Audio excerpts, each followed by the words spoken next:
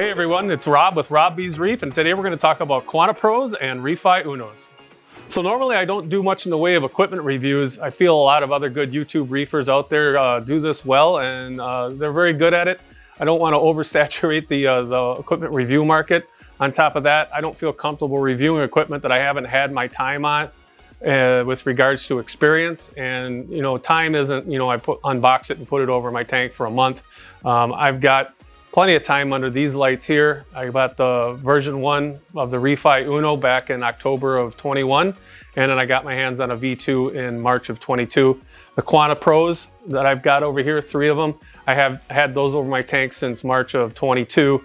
So that's basically 12 months and 18 months respectively across all these lights. So I feel a little bit more comfortable in talking about my experience and giving you my opinions.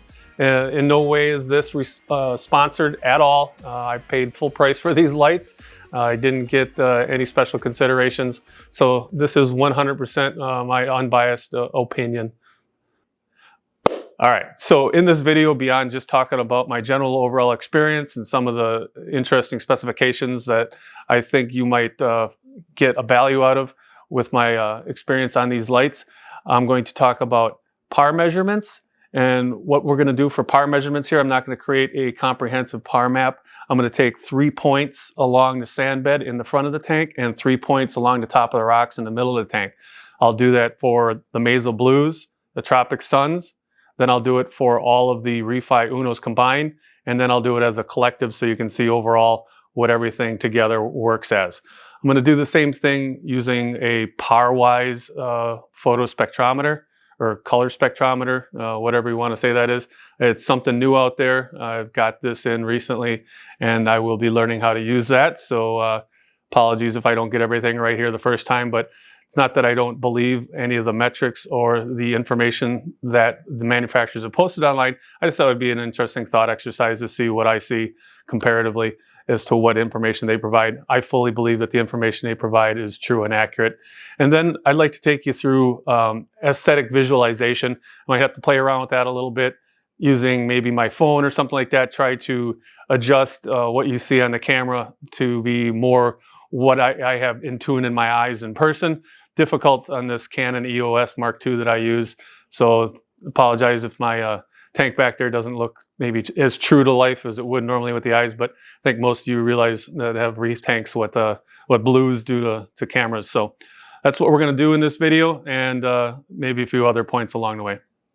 All right, so let's talk a little bit about how I'm taking PAR in this video. I'm using an Apogee PQ510 package, which is something that includes a micro cache controller with Bluetooth connection to your phone and an SQ500 sensor.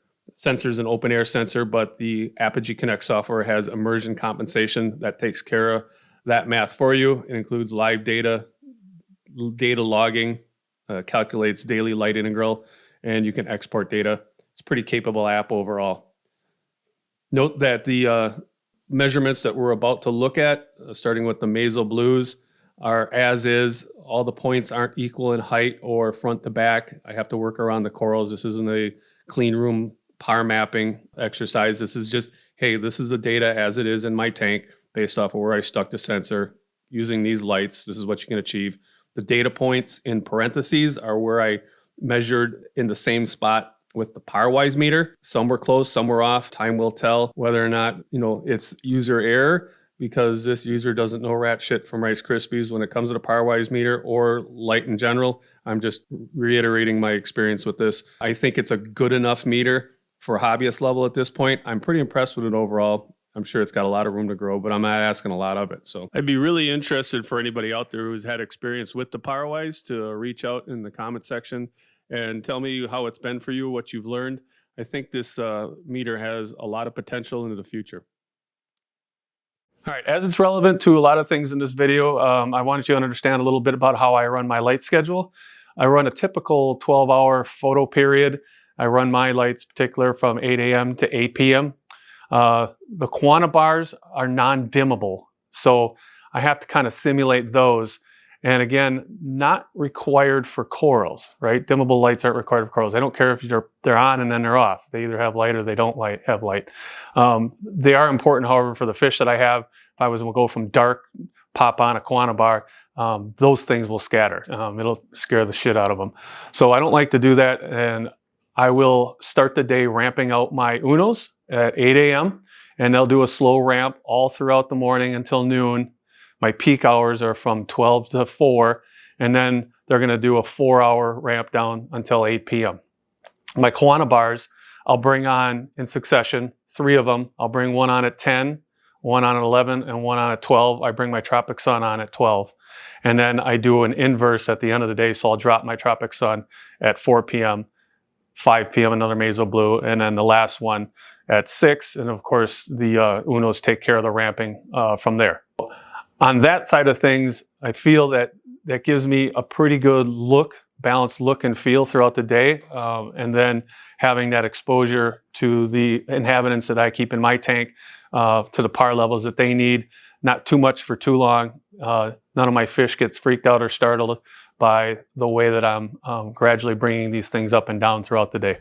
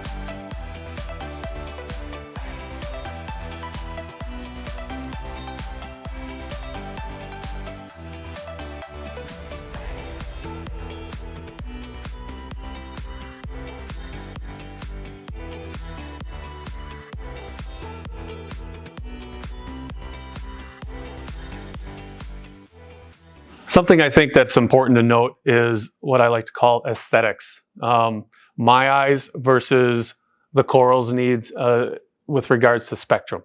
So primarily you should be considered about coral health when you're picking your lights and the types of corals that you want to do that. This isn't a lecture on that, but it's important. I know in many of my conversations with reefers that I had, that what do those look like to your eyes? Because the tank is here for our visual appeal as well. Otherwise, why would we keep them in the first place? So what these lights bring to the table was a big deal to me as well, and considering the type of looks that I was going for. And I like a different approach to this in that I like to appreciate the coral pops using the blues and the actinics as much as possible, but I don't want that look all the time. I like to see fish, they think they present themselves better in a more white, natural light setting. So I went for best of both worlds in that aspect. So in the mornings, I'll be ramping a little blue. In the evenings, I'll be ramping a little blue. But during the day, in my peak hours from noon to 4, I'm running a pretty white spectrum so I can see both. And that's important to me. I'll be showing that, as I mentioned earlier, later on in this video.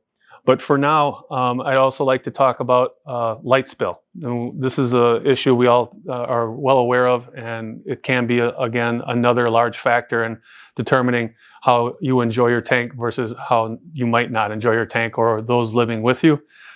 These lights by far, I would say, have reduced the light spill into the room by half from what my previous setup was. Kessels and T5s, I had a lot of light spill in the room. Standing at the tank feeding the fish or working on it, I was constantly blinded by that. Or if I would sit and watch TV in the room, the light spill was terrible. These particular lights mounted about the same height as my previous setup, about between that 8 and 9 inch zone. The light spill is not bad at all. In fact, it's far superior to what I had in my previous setup. These lights do a good job of even blanketing, especially the Quantas.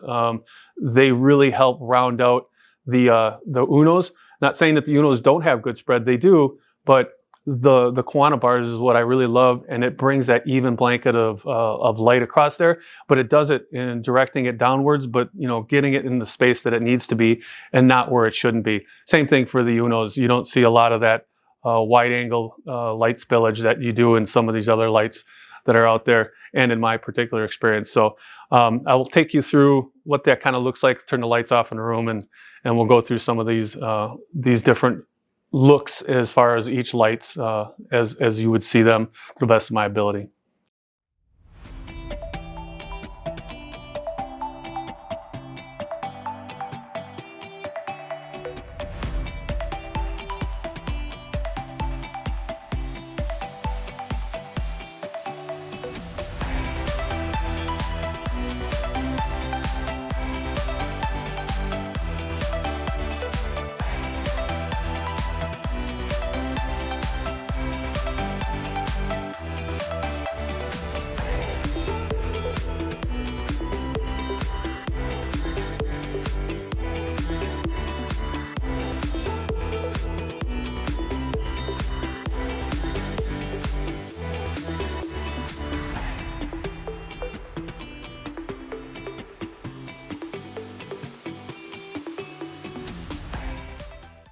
Let's talk a little bit about light performance and what these bring to the table.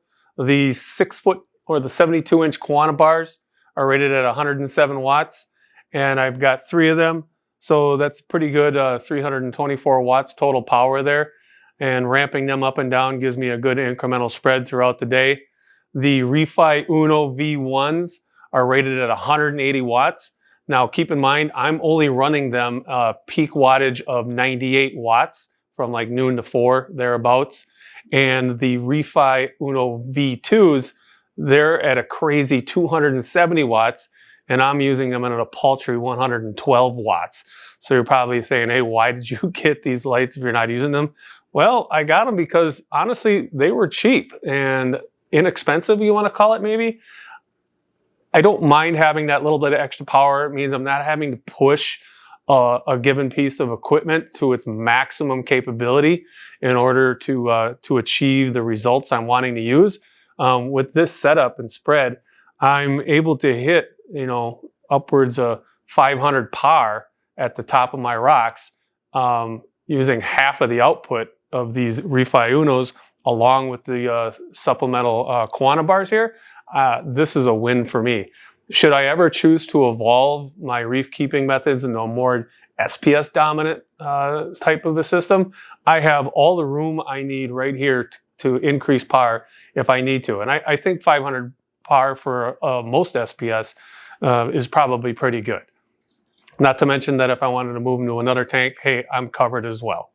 With regards to performance, another type of discussion that's out there, and I'm not quite certain where I sit on this alone. Nobody's shown me any data that is undeniably proven that it's beneficial, but UVA, a lot of people talk about, hey, do your lights have UVA?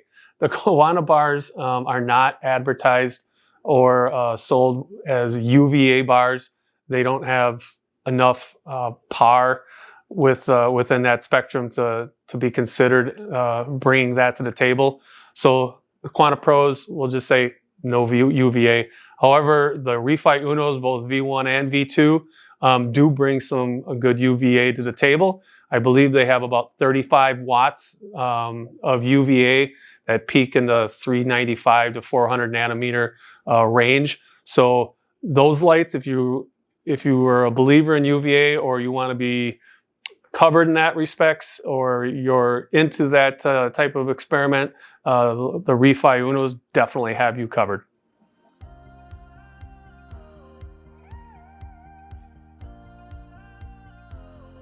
All right, next up we have the readings that I took with the ParWise color spectrometer. I think it's made by ITC.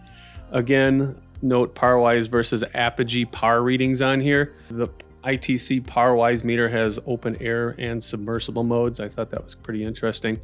I brought in published spectrums where they were available and relevant. So sometimes when we're talking about blended lights like Quantas and ReefFis together, there's no published spectrum when you use those because that's off the radar as far as how you're combining them with other lights. I thought this was an interesting learning exercise. But at this point, the spectrum definitely seems to be an approximation. But for me in my hobbyist level tank, that's good enough for the money I paid. I'm sure that this can be improved over time. Hopefully the sensor they included in it is good enough where they can attack the gap with software updates, and who knows how that'll look like over time. But at the 10% coupon code I had at I think it was Premium Aquatics at the time, and I got this sensor for $270. I thought it was great. I'm really excited to use it, and it's going to inspire me to learn more about light. And I think that I learned a lot from what these lights look like under my tank. And if you're looking to purposely create a spectrum using lights that you can control that have individual channels, I mean, unlike the Quantas, which are a fixed spectrum, and that's fine, they're great, love them, they're doing what they're supposed to. But when you get into lights like Ecotech Marine, Aqua Illumination, ReefFi UNO, you can make a lot of different blended spectrums with that. But unless you're a real light expert, and I am not, do you really know what you're making and what you're putting out? So this is a pretty cheap tool, I think, to consider that you can create your own spectrums and then actually measure and get an approximation of what you're putting out the end and understand what you're doing. So I always say, if you can't measure it, how can you control it? But I don't know, this is an interesting thing, and I'd certainly like to hear what your thoughts are on the results here that I got.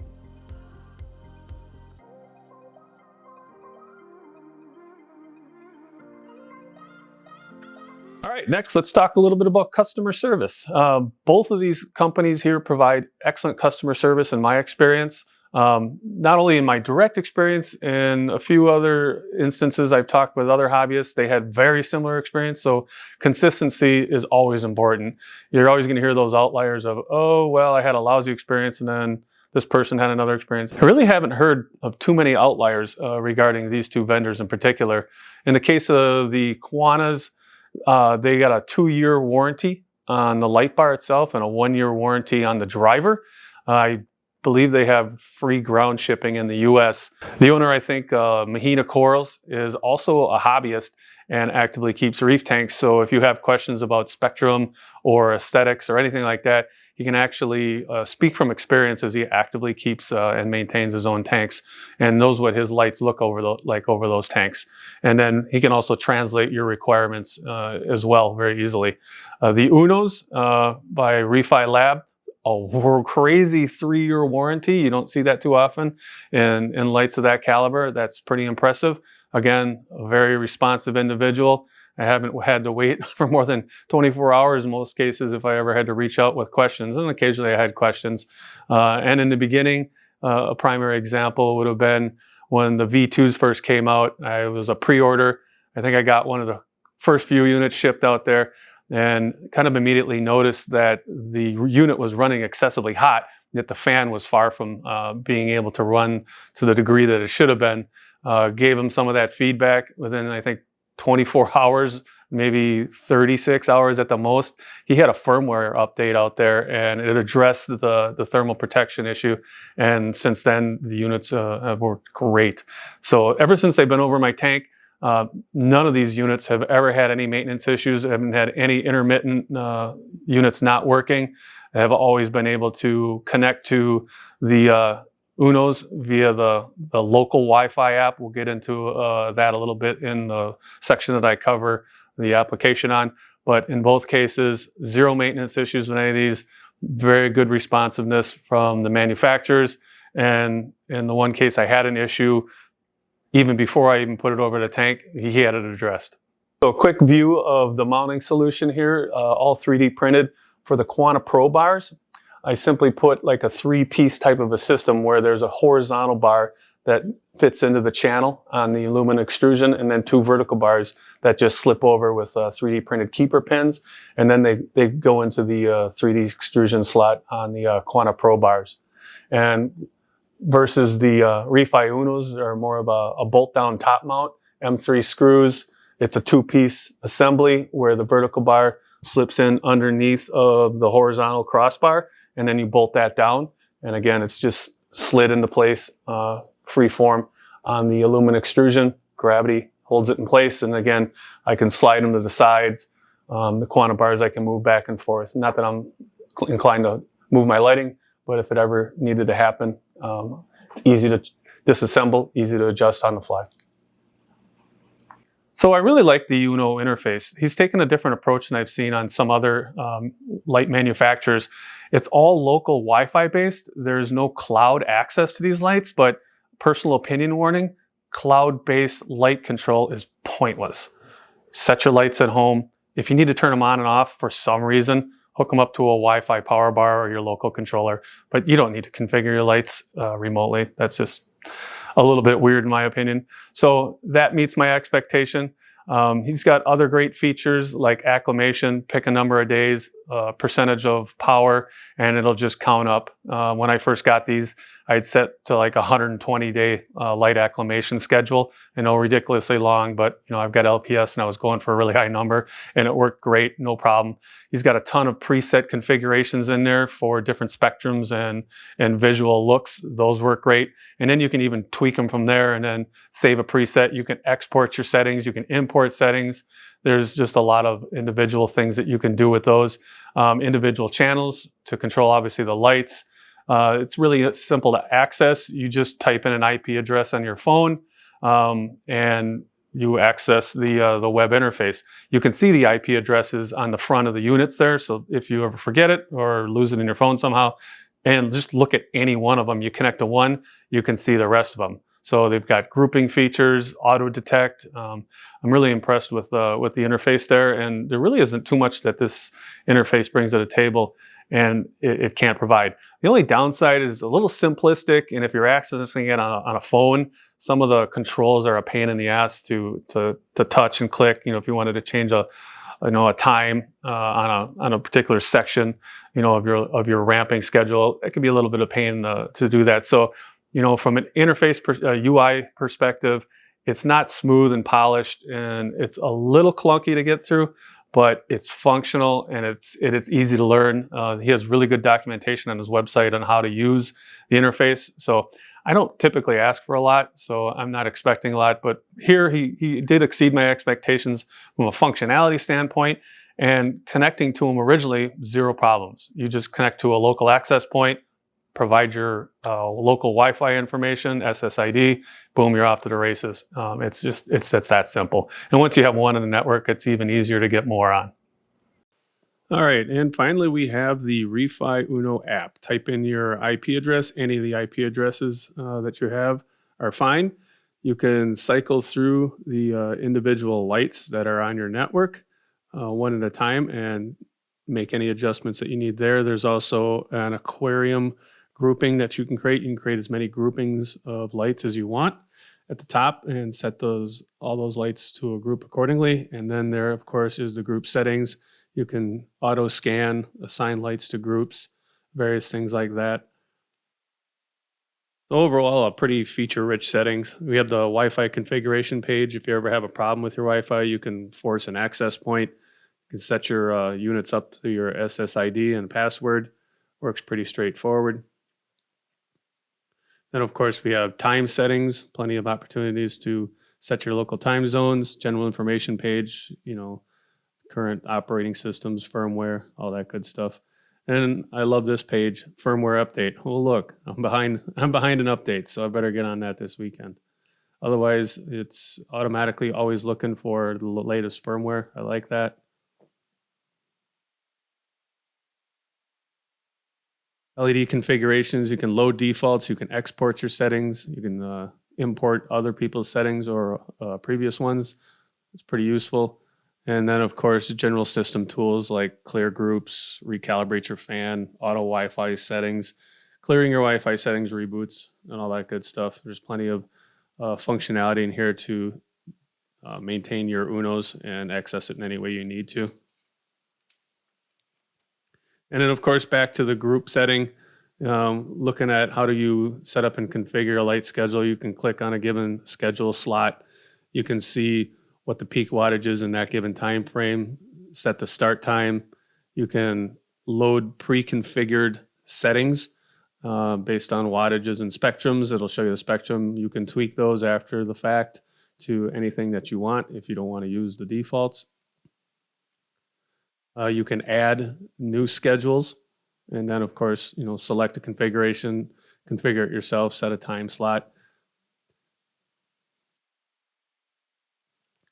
Clicking on the overall, what I call the current setting, you can see what it's currently drawing for watts, and then when you click on that, you can set your acclimation schedule for the overall day. So you just type in a number of days you want and the percentage of the overall peak schedule for that given time frame.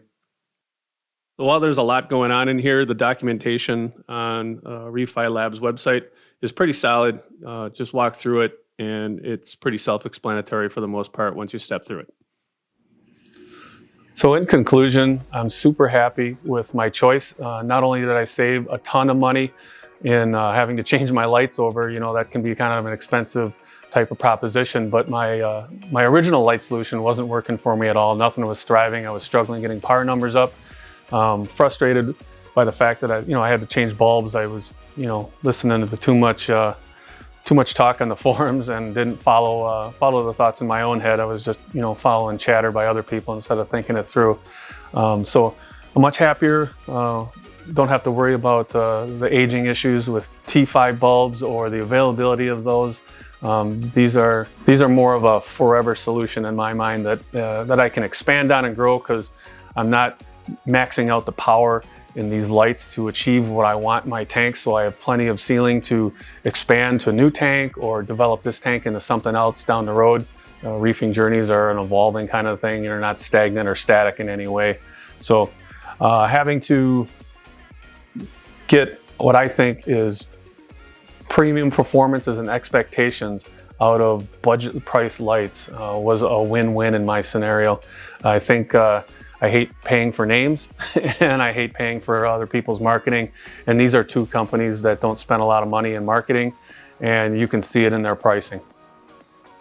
So if you have any questions, feel free to reach out. Happy to help anybody who is curious about these things, or maybe if you're just a little bit hesitant on jumping in on a less familiar product that doesn't get as much spotlight by some big reefing out there. These deliver 100%. Understanding where the power is in my tank has helped me also succeed. So make sure you get a power measure or power meter. I highly recommend that, especially for a larger tank where you've got a lot of corals, and placement is a major importance. So if you have any questions, again, reach out, subscribe to my channel if you find this interesting, and stay tuned. I'm going to be trying to do a lot more videos this year. Hopefully some of them are interesting. If you have any suggestions for videos that you'd like to see, let me know and put those in the comments below.